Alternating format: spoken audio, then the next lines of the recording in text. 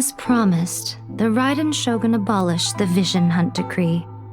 Finally, her people's wishes penetrated her locked heart.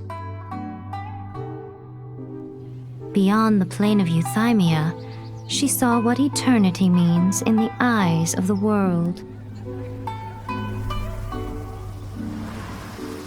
When one's fervent ambition burns brightly, the gods will cast their gaze upon you.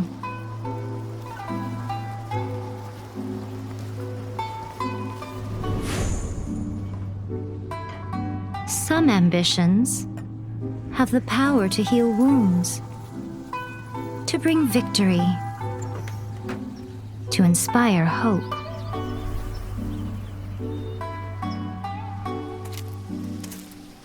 But some ambitions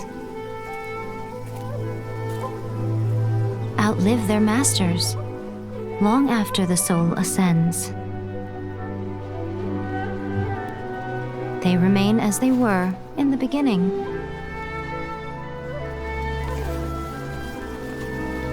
Burning bright and true for all eternity.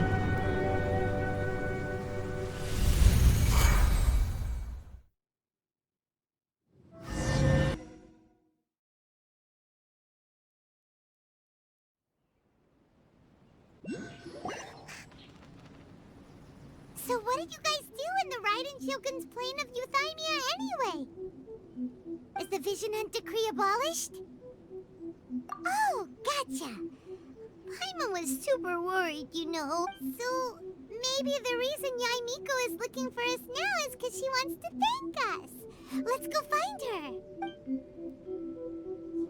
Another No, let me try again.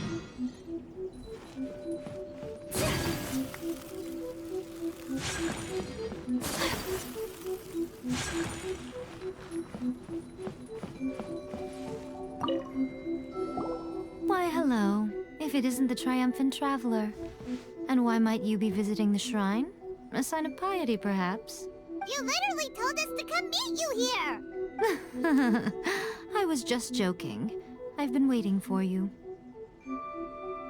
Seems like someone's in a pretty good mood. Mm-hmm. Catching up with an old friend I hadn't seen in years was truly delightful. By the way, I heard that you had a duel before the throne, with a Fatui Harbinger no less. Courageous and astute. I must say, I am most impressed. Defeating Signora head-on in a duel means that your strength exceeds my expectations. Still, you did end up victorious. I gather congratulations are in order. Sure feels good to finally thwart the Fatui plan for once. They caused plenty of trouble along the way, but at the very least, they didn't get their hands on another Gnosis. Wait a second. Did you say Gnosis? As in, the little thing that looks something like a chess piece? Yep, that's the one. You've seen one too? Gnosis belong to the Seven. They're what keep them connected to Celestia. Oh. What's wrong? I handed that over. You did what now? Well, how else was I supposed to save your skin from the Balladeer exactly? The Balladeer is number 6 of the Fatui Harbingers. In terms of strength, he is superior to Signora. I'm not the kind of person who risks life and limb for any old reason. After A created her puppet vessel, she no longer had anywhere to put it. As her erstwhile closest friend, A handed it over to me, and I've kept it in the Grand Narukami Shrine ever since. She no longer needs the power of the Gnosis, and in any case, she tells me she has severed ties with Celestia. Thus the Gnosis became not only useless, but also a potential source of conflict. Is that not a good bargain, exchanging it for the one at the core of the plan? Judging by the results, at least, I dare say I struck a good deal. When you put it like that, Paimon has to agree. The Traveler is worth more than a Gnosis. Well, what's done is done. And I think we'll be getting it back now. Let's leave the past in the past. So anyway, you still haven't told us why you called us here today. It's to thank you. Really?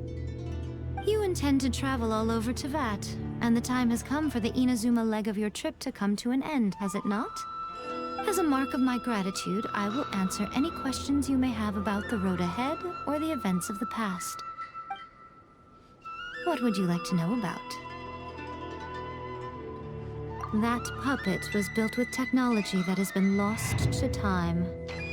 Perhaps she, as a god, is the only one privy to the knowledge of its origins. Still, there is one other thing on this topic. Before A began modifying her own godly form, she took it upon herself to create a prototype puppet. So, you mean there are 3 Raiden Shoguns? No, the prototype was merely a proof of concept. Its appearance and intellect were not based on A. It was a test. The original plan was for A to simply discard it. But perhaps A thought this to be too cruel, because in the end she chose only to seal the power within it. Later, this puppet wandered Inazuma as an ordinary human male with his own consciousness. Until the Fatui took an interest in him. Ugh, not the Fatui. Some eccentric geniuses in the ranks of the Fatui made adjustments to the prototype, not only unsealing his power, but very likely rendering him even more formidable than his original specifications. The object of divine creation is now the one who has taken possession of the Gnosis, and the prototype puppet is now known as the Balladeer. What a crazy story! It is, isn't it? Who can say whether it's coincidence or destiny? I'm surprised an outlander like you is aware that there was once a change of Electro Archon. Few citizens of Inazuma are aware of this. Morax told us. He said that the Electro Archon Ball has passed away. Yes. The truth of the matter is that there were 2 twin gods, Baal and Beelzebul. Twin gods? They won the Archon War together, and when Baal established the shogunate, Beelzebul became her Kagemusha, or shadow warrior. In other words, she acted as Baal's body double. Beelzebul is A, with whom we are now both acquainted. Baal's name was Makoto. As far as the world was aware, there were not 2, but 1. They complemented each other, and they ruled Inazuma jointly, so there was no need for the public to know the truth. In fact, the name Baal and the title of Raiden Shogun was understood to refer to both of them. Right up until... Until what? Makoto died several hundred years ago in a war that I was not personally involved in. Since then, A has assumed the shogunate. Losing her sister must have been super hard on A. That was when A began to change. Makoto was her greatest loss. Paimon feels like she understands A lot better now after finding that out. So what kind of god was Makoto? I didn't spend a great deal of time with her, but my impression was she was a gentle god, who in each moment cherished the beauty of what was before her. Wow. Sorry, I haven't a clue. I'm also unfamiliar with the god you describe, but if you still have doubts about A, I would say they are misplaced.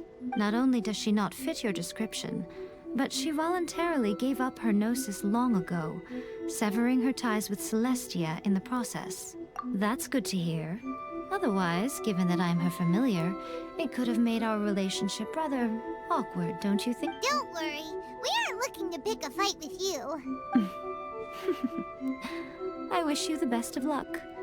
May you soon discover the truth behind it all. As for your brother's whereabouts, I will use all the resources at my disposal to investigate it, and I will also borrow some of Ayato's people from the Shiumatsuban. I'll let you know if I find out anything. Consider it part of my means of thanking you. After leaving Inazuma, I think it would be easiest for you to go to Sumeru. Ooh, Sumeru! We've run into loads of scholars from there on our journey so far. Yes, well, Sumeru is the land of the god of wisdom, where the quest for wisdom and knowledge is never ending. But their obsession gives rise to some truly inexplicable things. For example, in Sumeru, knowledge is holistically managed as a resource. Knowledge is a resource?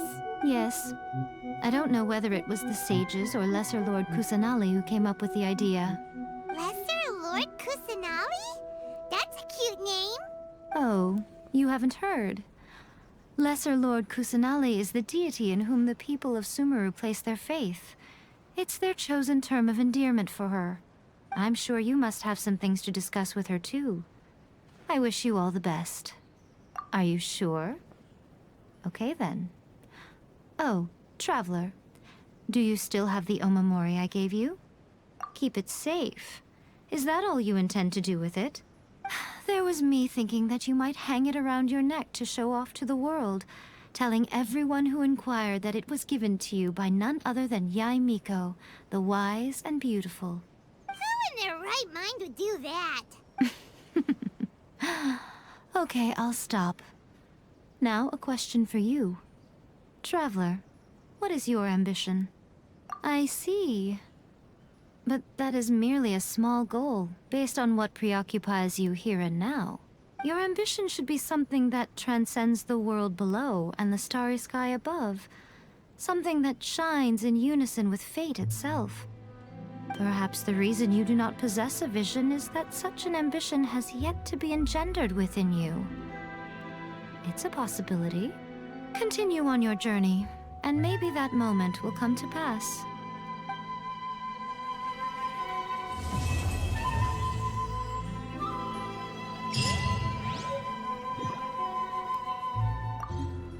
Oh, did that all get a little heavy for you? I think you prefer me when I'm just teasing you, don't you? Are you sure? Okay then, keep it safe. Is that... There was me thinking that you might hang it around your neck to show off... Who in their right mind would do... I see. But your ambition should be something that transcends... Perhaps the reason you do not possess a vision. Continue on your journey,